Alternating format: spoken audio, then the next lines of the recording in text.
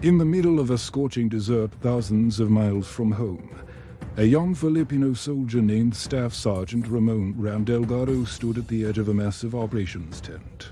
Clutching a folder he had written 10 times. Inside, senior officers from several allied countries hunched over digital maps, drones buzzed overhead, and screens flashed red with warnings. A joint task force made up of American, European, and Asian troops was facing a nightmare. A hostile militia had surrounded a strategic city, cut supply lines, and turned the maze-like streets into a trap.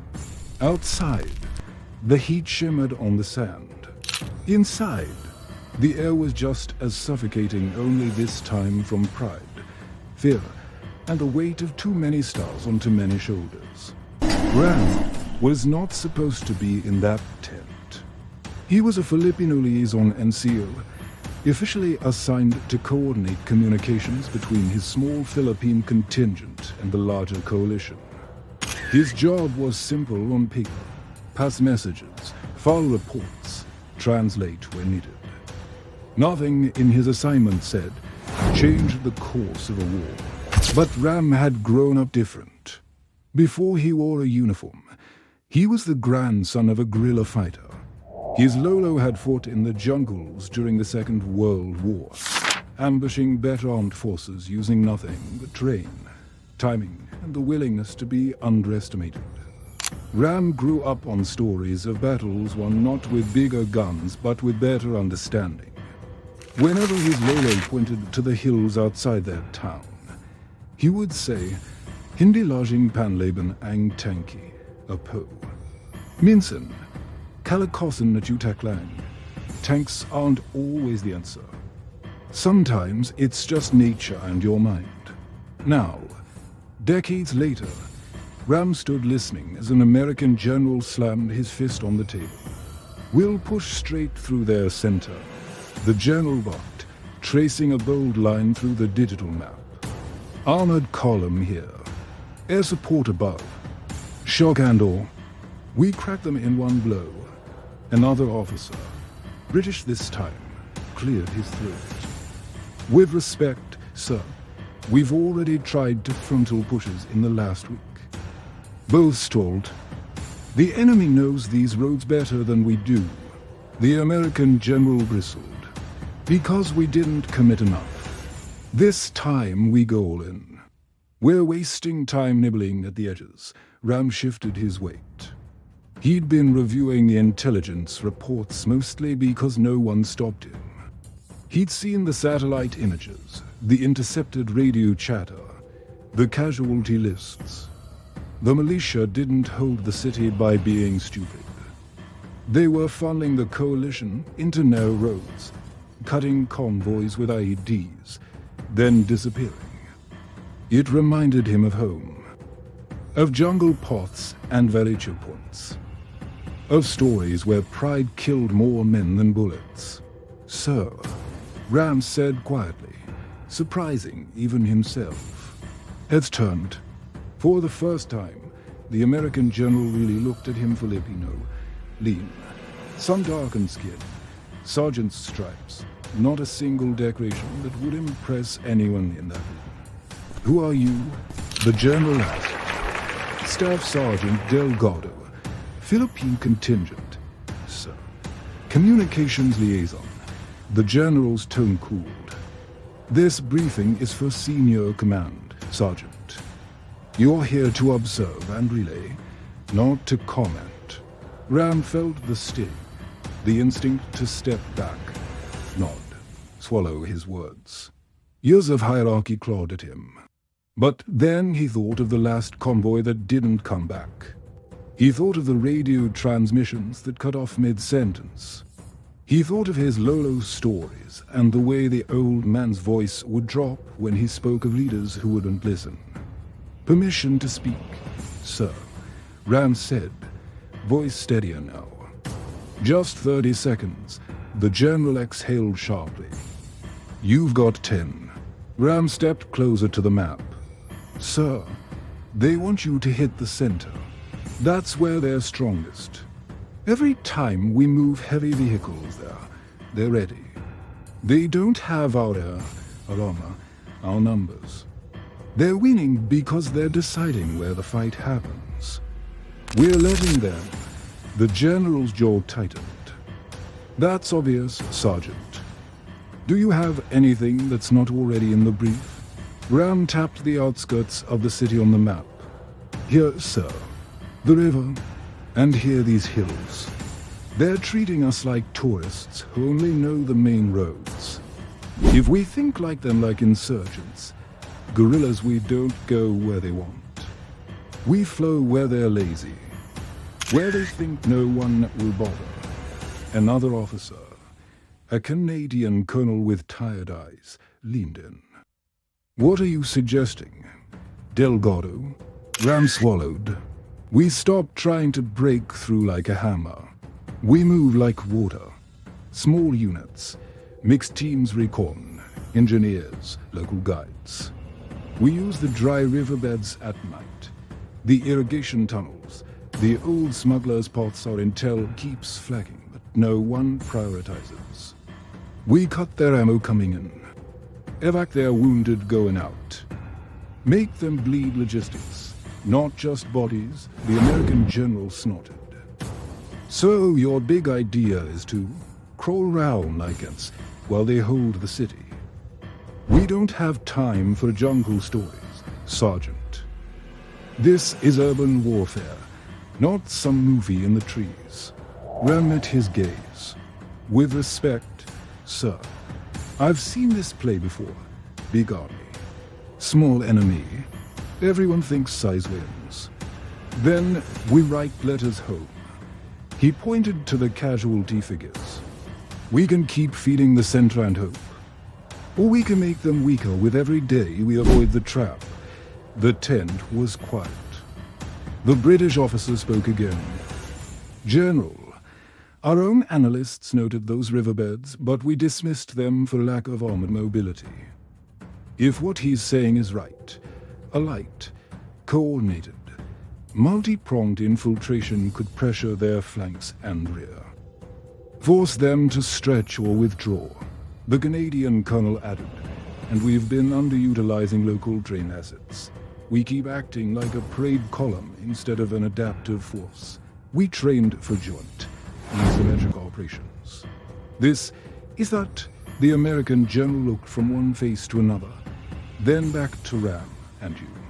Sergeant Delgado have led how many major operations? None, sir, Ram said simply.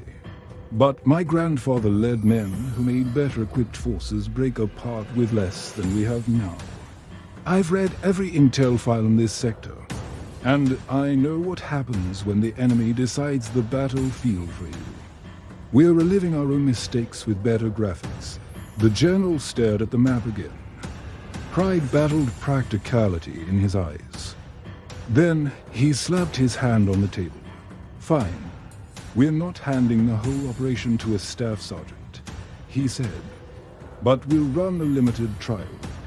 A joint task group. One sector.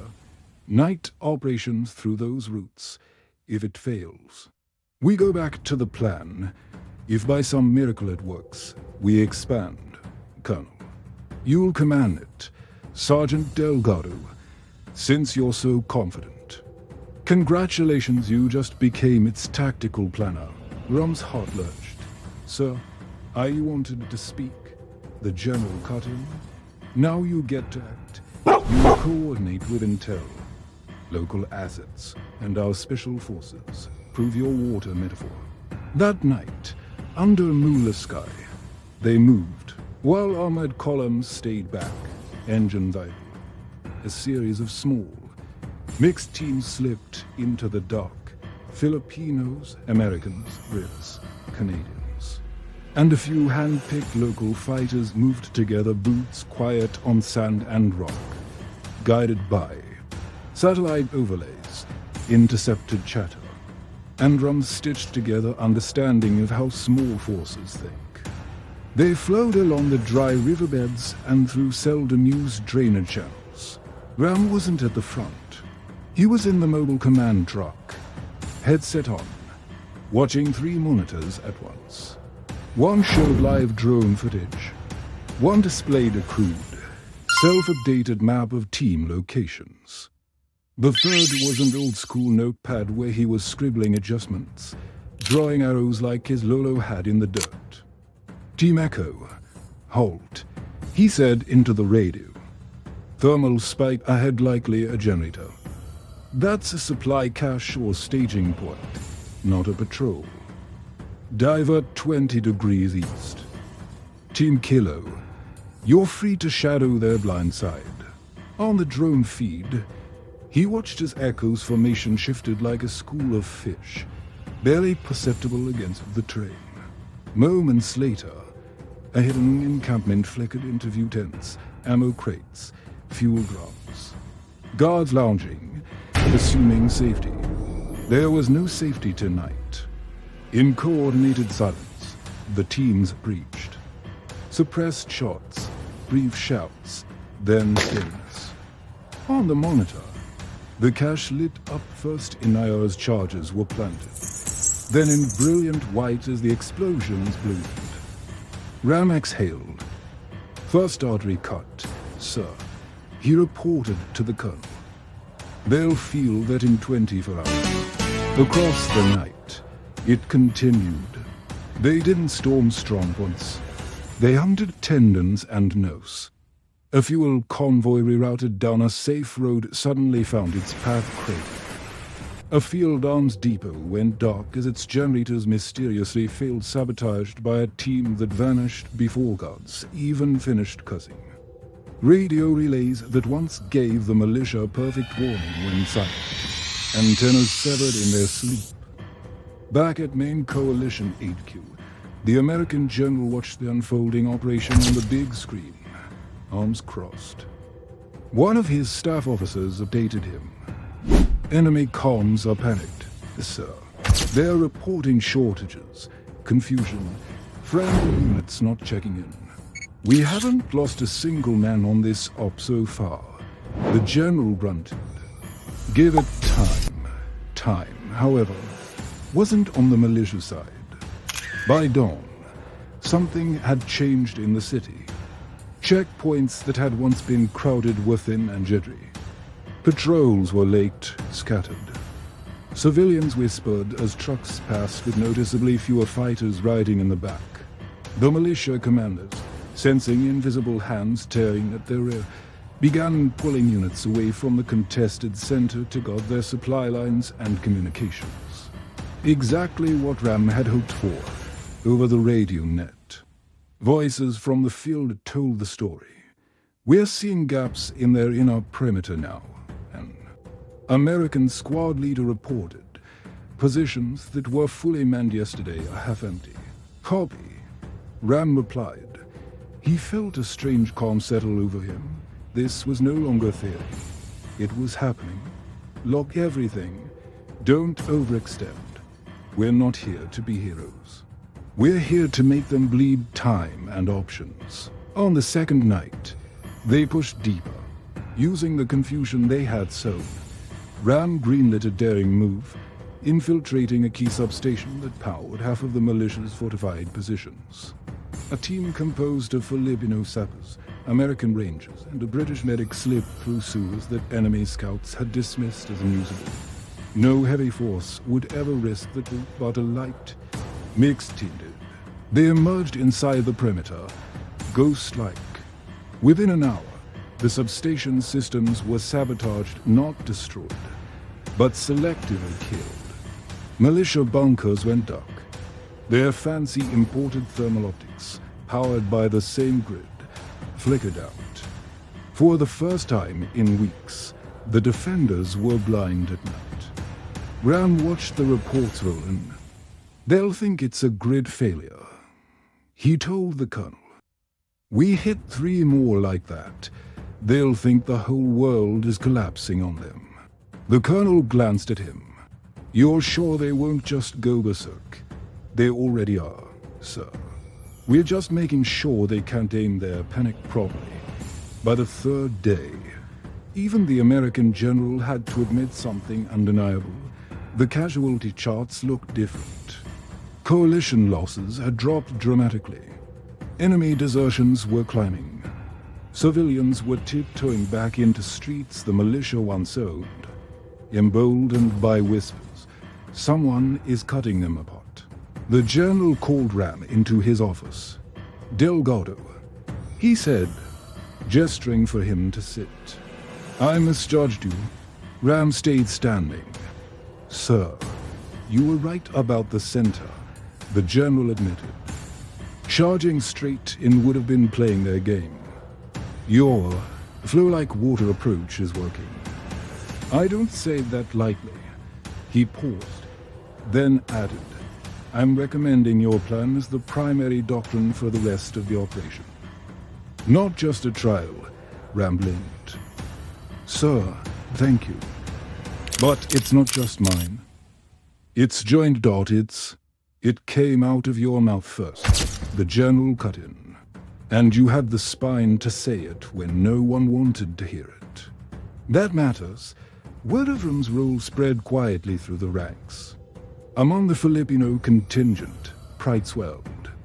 Among the allied soldiers, something else grew, trust. Squad leaders began asking for Ram's input before patrols. Officers requested Delgado overlays for their routes, small notes on terrain, likely ambush points and scene angles. Within 2 weeks, the militia did something no one predicted. They retreated from several key districts without a major set-piece battle. Cut off, rattled, their leadership arguing over what was happening. They pulled back to avoid being encircled. The coalition, advancing cautiously, found less resistance than expected. The American general stood in front of the map, now showing more green than red. I won't spin this, he said to his staff. We didn't win because of firepower alone. We've always had that. We're winning now because someone forced us to fight smarter, not just bigger. He turned to Ram. What do you call this kind of strategy back home? Ram thought of his lolo, of ambushes told in whispers, of nights in the jungle where survival meant thinking like the land itself. Back home.